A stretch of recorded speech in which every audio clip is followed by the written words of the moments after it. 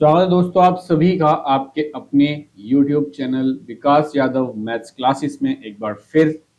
चलिए, तो आज जो हमारा टॉपिक है वो हम बात करेंगे relationship between zeros and coefficients of polynomial. देखो, आज का ये जो टॉपिक है ये टॉपिक आपका वाकई में बहुत ही ज्यादा इंपॉर्टेंट है।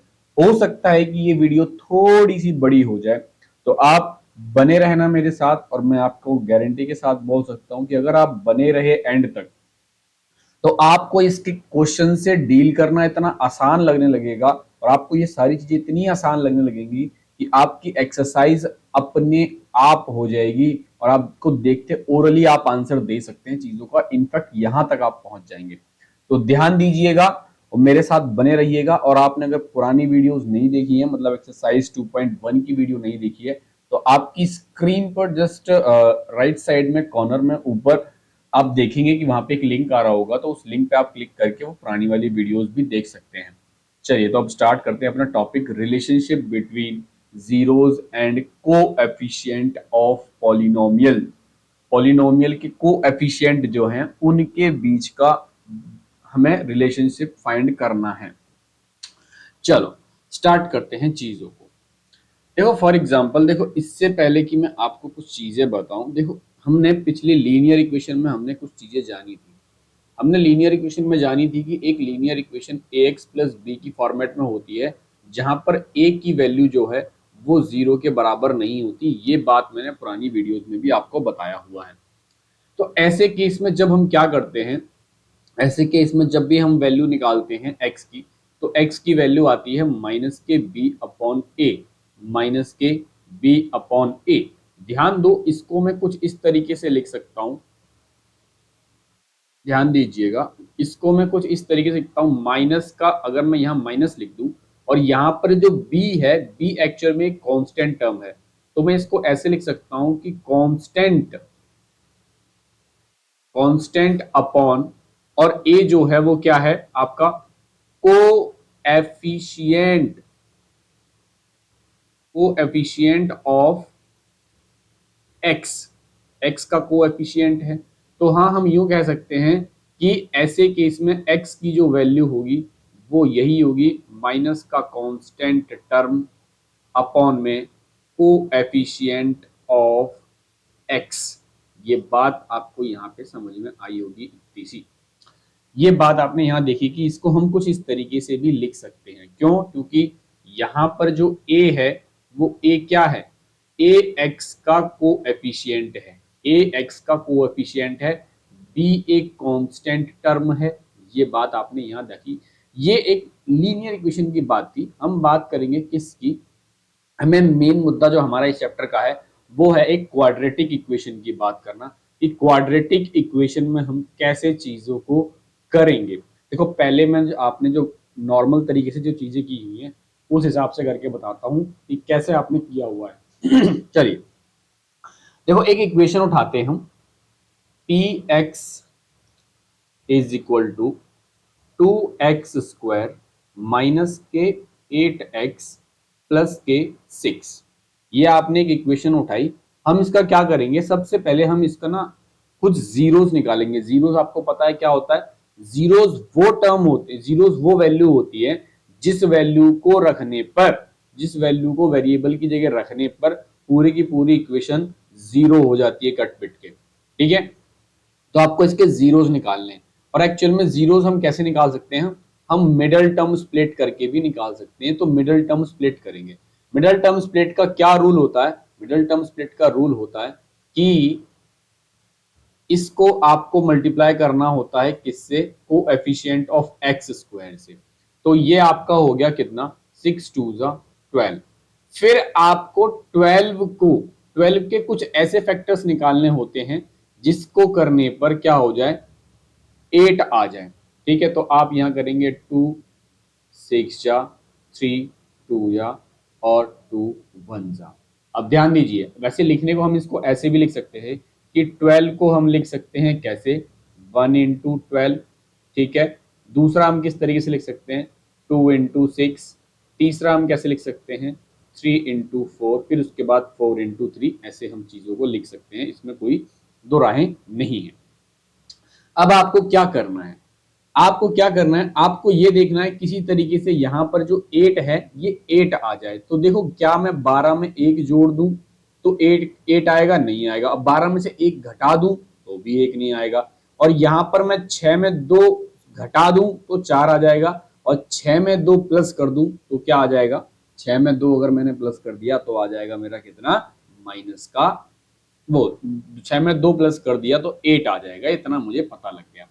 तो मैंने मिडिल टर्म स्प्लिट इसका जब किया तो इसका मिडिल टर्म स्प्लिट कैसे आया, इसका मिडिल टर्म स्प्लिट जब मैंने किया तो ये हो गया 2x² माइनस के, ब्रैकेट में हम रख सकते हैं क्या, इसको तोड़ेंगे किस किस में, 2x में प्लस के 6x में, हमने तोड़ लिया और प्लस का 6 यहां लिख दिया।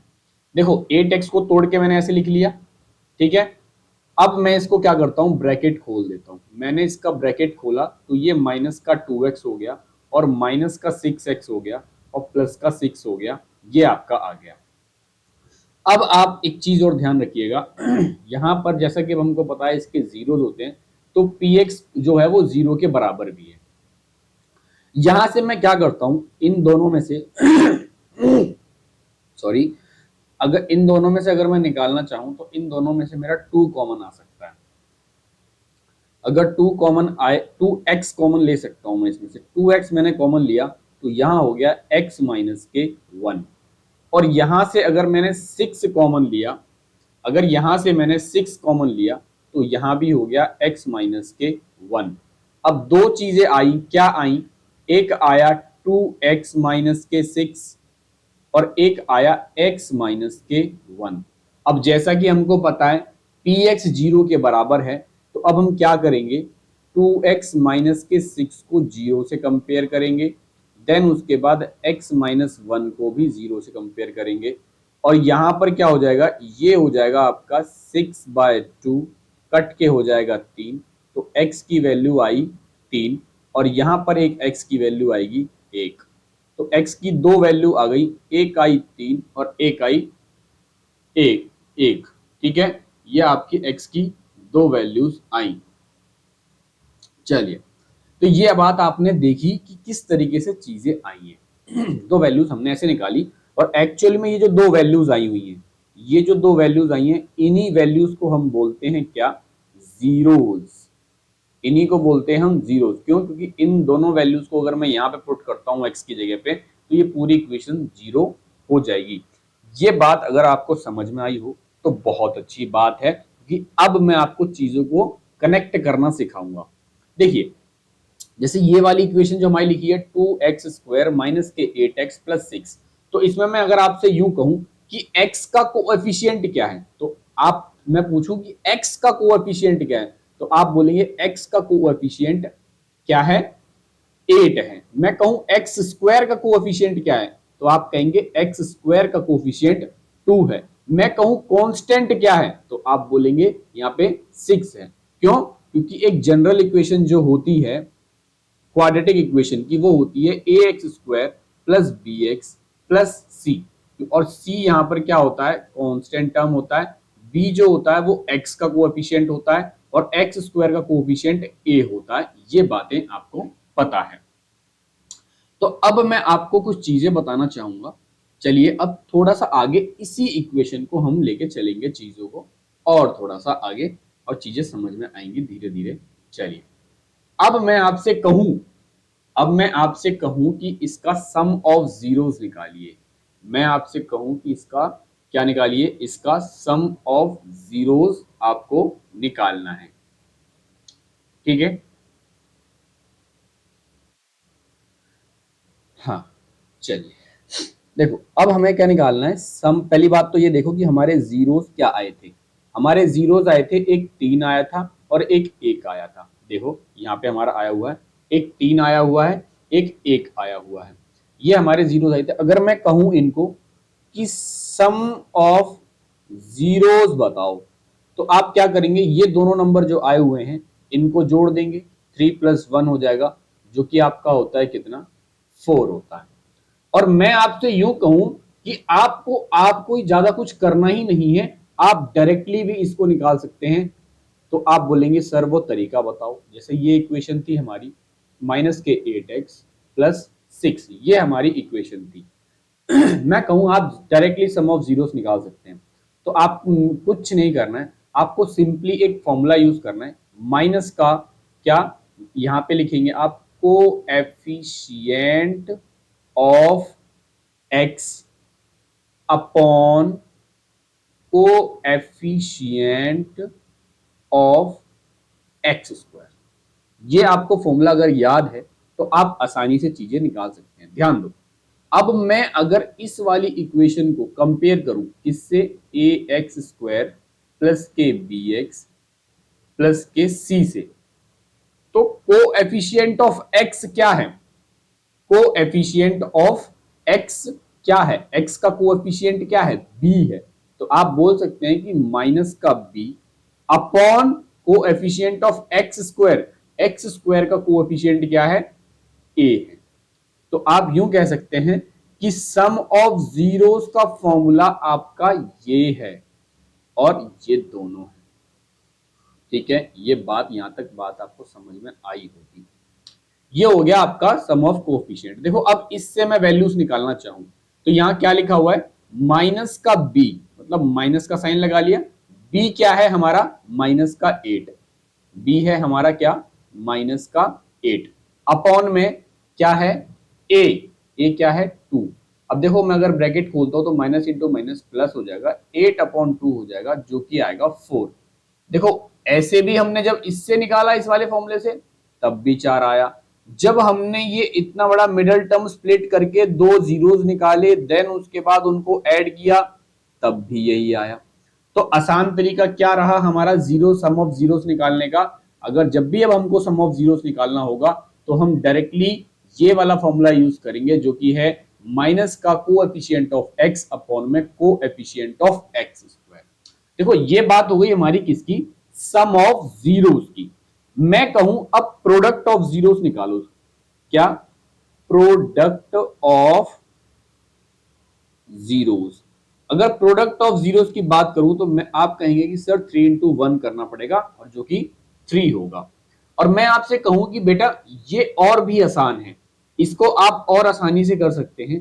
कैसे कर सकते हैं, आप इसको ऐसे कर सकते हैं कि बेटे अगर इसमें आप इसके लिए एक फॉर्मूले का प्रयोग करते हैं जो कि है कांस्टेंट अपॉन में कोएफिशिएंट ऑफ एक्स स्क्वायर। आपको कांस्टेंट ऊपर रखना है और कोएफिशिएंट ऑफ एक्स स्क्वायर रखना है। अब कांस्टेंट की जगह पे क्या था, सी था, तो आप लिख सकते हैं इसका फॉर्मूला बन सकता है सी अपॉन में ए। इसका फॉर्मूला क्या बन सकता है, सी अपॉन ए। ये बात समझ में आई। अगर मैं सी अपॉन ए के हिसाब से करूं तो क्या हो जाएगा, 6/2 दैट इज 3। देखो ऐसे भी 3 आया था और ऐसे भी 3 आया, ये बात आपने देखी। तो सम ऑफ जीरोस के लिए और प्रोडक्ट ऑफ जीरोस के लिए ये ऐसे चीजें आई, ये दो फॉर्मूले आए हैं।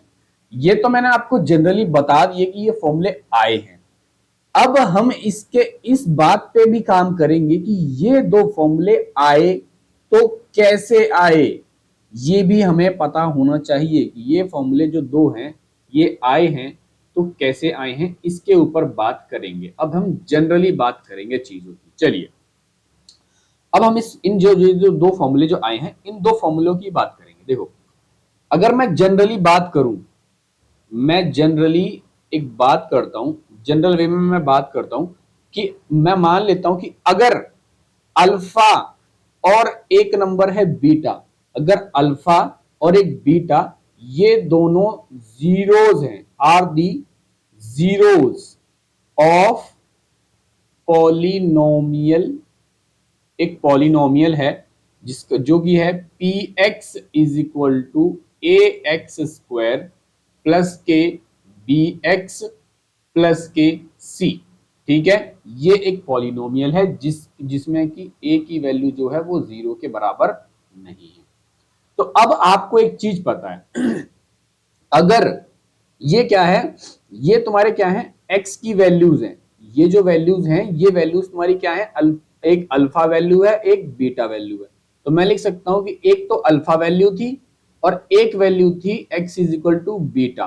बेटा अगर मैं बीटा को इधर ले आऊं और अल्फा को भी इधर ले आऊं तो alpha minus x minus alpha बराबर जीरो हो जाएगा और एक x माइनस बीटा बराबर जीरो हो जाएगा। इधर इधर को ले आऊं तो ध्यान दो, अब ये दो वैल्यूज क्या आ गई, अब ये दो वैल्यूज क्या आ गई, ये दो वैल्यूज आ गई तुम्हारी फैक्टर्स, किसके, इसके, इस वाली इक्वेशन के दो फैक्टर्स आ गए। किस वाली इक्वेशन के, ए एक्स स्क्वायर प्लस के बी एक्स प्लस सी के दो फैक्टर्स आए। क्या फैक्टर्स आए, एक आया x माइनस अल्फा और एक आया x माइनस बीटा, एक आया x माइनस बीटा।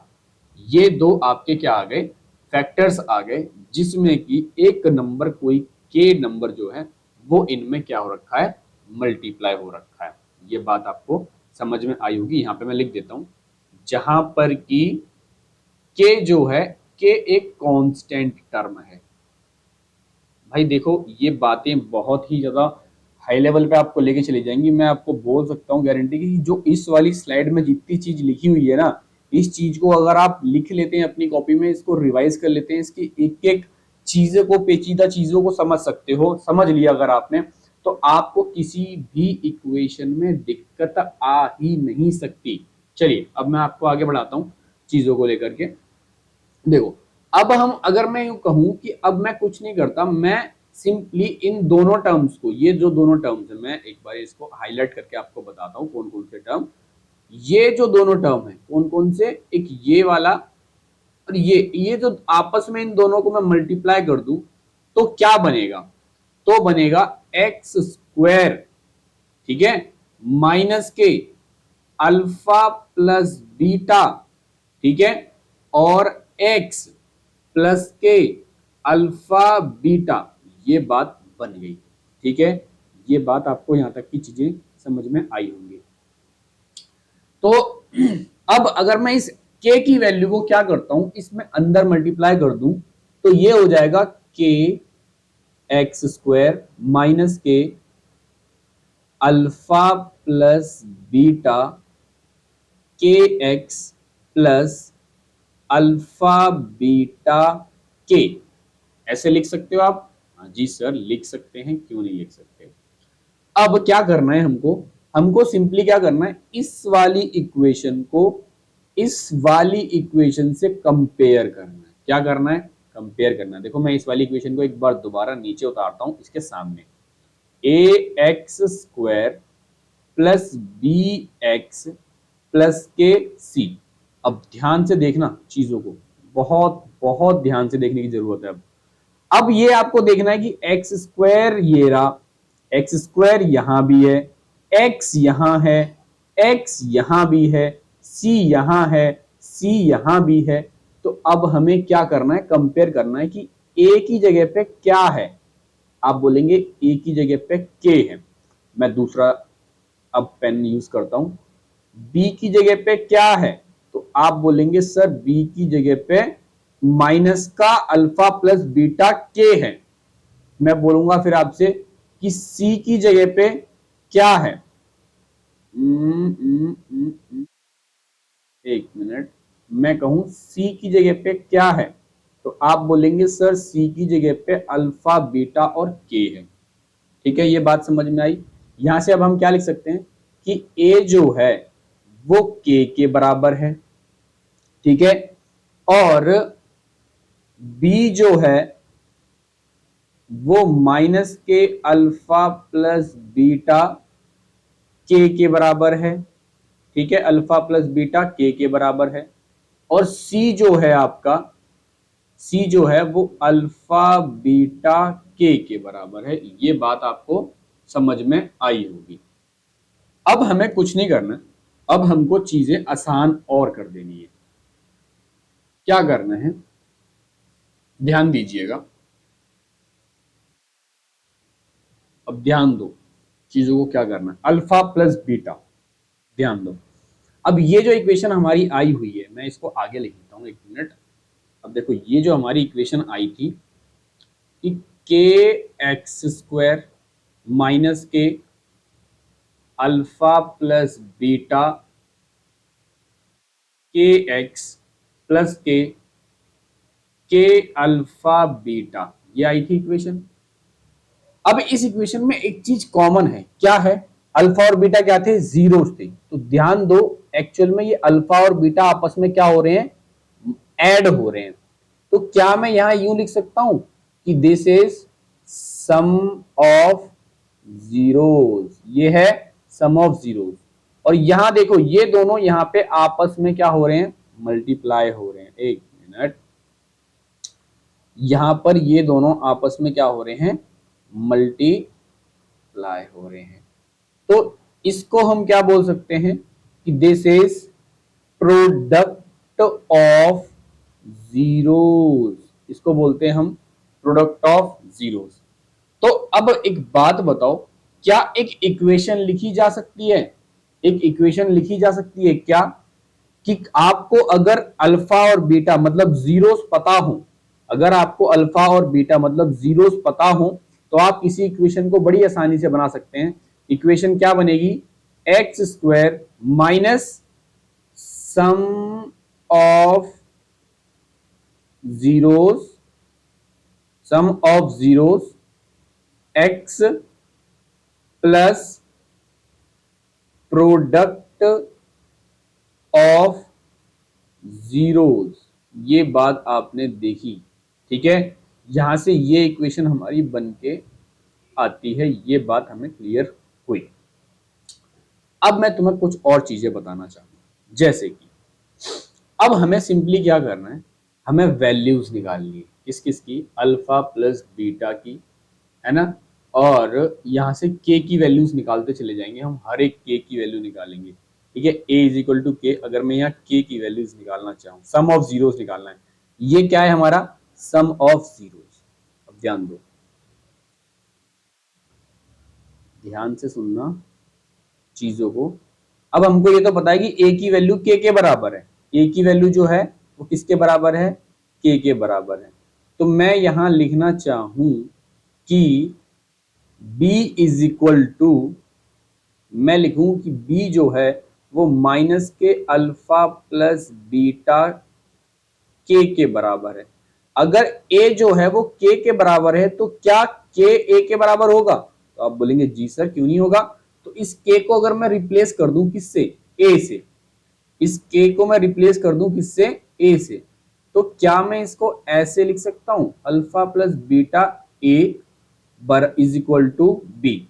माइनस का साइन उधर पहुंचा देता हूं, तो ये हो जाएगा अल्फा प्लस बीटा ए बराबर माइनस का बी। और अल्फा प्लस बीटा सिर्फ निकालना चाहूं तो माइनस का बी अपॉन ए हो गया। अल्फा प्लस बीटा क्या बन गया हमारा फॉर्मूला? माइनस का बी अपॉन ए। ये हमारा फॉर्मूला बन गया। ये बात आपको समझ में आई हो, एक बार फिर से बड़े ध्यान से चीजों को देख लीजिएगा। वीडियो एक बार में ना समझ में आए तो एक दूसरी बार रिपीट करके देख लेना, बहुत ही ज्यादा इंपॉर्टेंट है। ये जो मैंने पार्ट बताया ये सबसे ज्यादा इंपॉर्टेंट है, यही आपके सारे क्वेश्चन कराएगा, यही मेन है। आप हजारों क्वेश्चन कर लो, आपको अगर ये वाला पार्ट समझ नहीं आया तो उन क्वेश्चंस की बारीकियों को समझना बहुत भारी हो जाएगा आपको।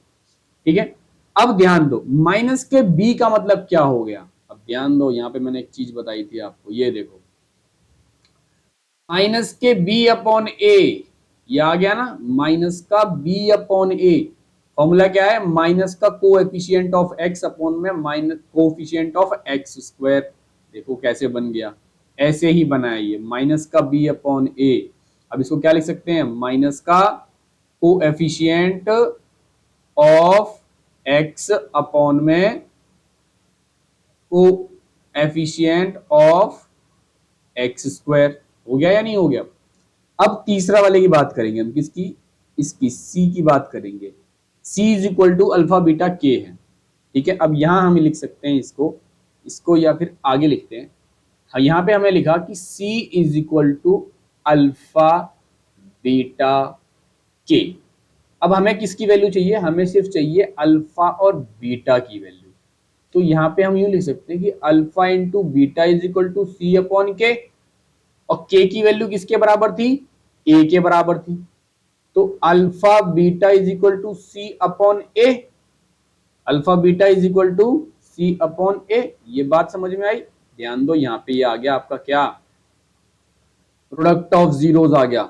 इसका मतलब क्या होता है, प्रोडक्ट ऑफ जीरोस। ये देखो यहां लिखा हुआ है alpha plus beta, alpha into beta product of zeros, alpha plus beta some of zeros. ठीक है, तो ये आ गया आपका ये। अब सी क्या है, सी क्या है आपका, सी आपका कांस्टेंट टर्म था और ए आपका कोएफिशिएंट था। किसका, कोएफिशिएंट ऑफ एक्स स्क्वायर था। ये वाला फॉर्मूला आ गया, एक ये और एक ये। अब ये मैं आपको दिखाता हूं दोनों। देखिए यहां पे हमने निकाले थे प्रोडक्ट ऑफ जीरोस में कांस्टेंट अपॉन में coefficient of x square c upon a. ठीक है, और यही चीजें हमारी यहां आई हैं सी अपॉन ए। ये बात आपको समझ में आई होगी, मैं उम्मीद करता हूं। तो हमें दो चीजें मिली यहां से। अब मैं आपको लिख देता हूं कि हमें यहाँ पे क्या क्या चीजें मिली। हमें यहाँ मिली क्या, हमें एक तो मिला सम ऑफ जीरोस, जिसको आप क्या कहते हैं, अल्फा प्लस बीटा। जिसको अगर मैं लिखना चाहूं, इसकी जो इसका जो फॉर्मूला है वो बनता है माइनस का coefficient of x upon coefficient of x square. अगर इसको शॉर्ट फॉर्म में लिखना चाहें तो माइनस का बी अपॉन ए। ठीक है, सम ऑफ जीरोस को अल्फा प्लस बीटा भी कहते हैं। फॉर्मूला इसका चाहे आप वर्ड्स में लिखिए चाहे इन छोटे छोटे लेटर्स में लिखिए, कोई फर्क नहीं पड़ता। देन मैं आपसे कहूं कि एक और जो हमने बात की वो हमने बात की किसकी, प्रोडक्ट ऑफ जीरोस की बात की हमने। उसका क्या है, अल्फा इंटू बीटा बोल सकते हैं। और इसका फॉर्मूला क्या था, कांस्टेंट अपॉन में कोएफिशिएंट ऑफ एक्स स्क्वायर, जिसको आप सी अपॉन ए बोल रहे हैं। तो ये दो फॉर्मूले बहुत ज्यादा इंपॉर्टेंट हो जाते हैं। प्लस आपकी ये वाली जो इक्वेशन है जो मैंने ये आपकी लिख के दी है, ये वाली और इसका जो शॉर्ट फॉर्म है ये वाला, ये दोनों बहुत ही ज्यादा इंपॉर्टेंट हो जाते हैं। इनको बड़े ही ध्यान से सुनना और मैं अभी आपको ये सारे यूज करवा के दिखाऊंगा। चलो एक काम करते हैं, अब ना हम एक एक एग्जाम्पल ही कर लेते हैं आपकी ही क्लास का। ठीक है, आपकी ही किताब का एक एग्जाम्पल है जिसमें बोला गया है कि x square plus 7x plus 10 को क्या करना है।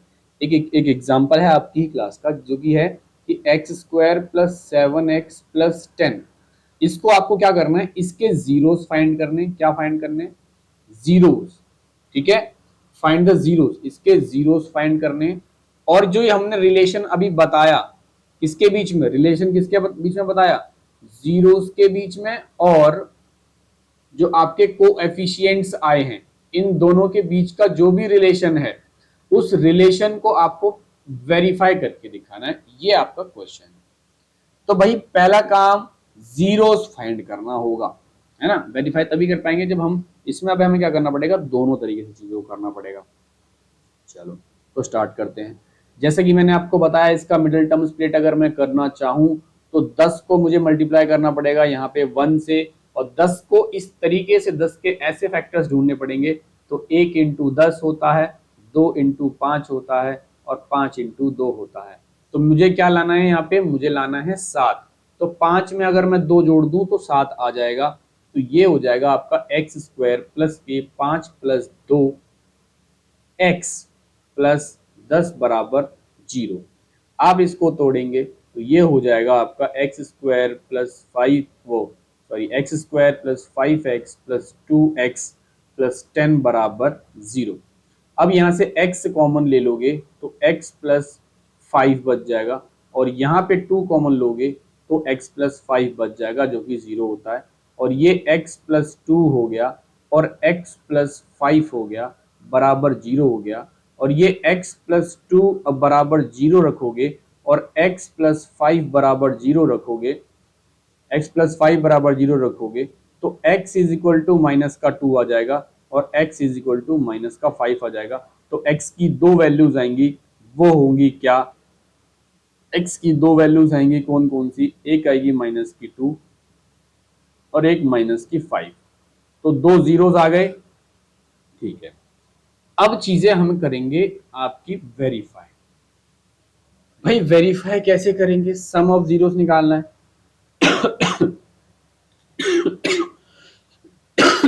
सॉरी, आपको अब क्या करना है, सम ऑफ जीरोस निकालना है।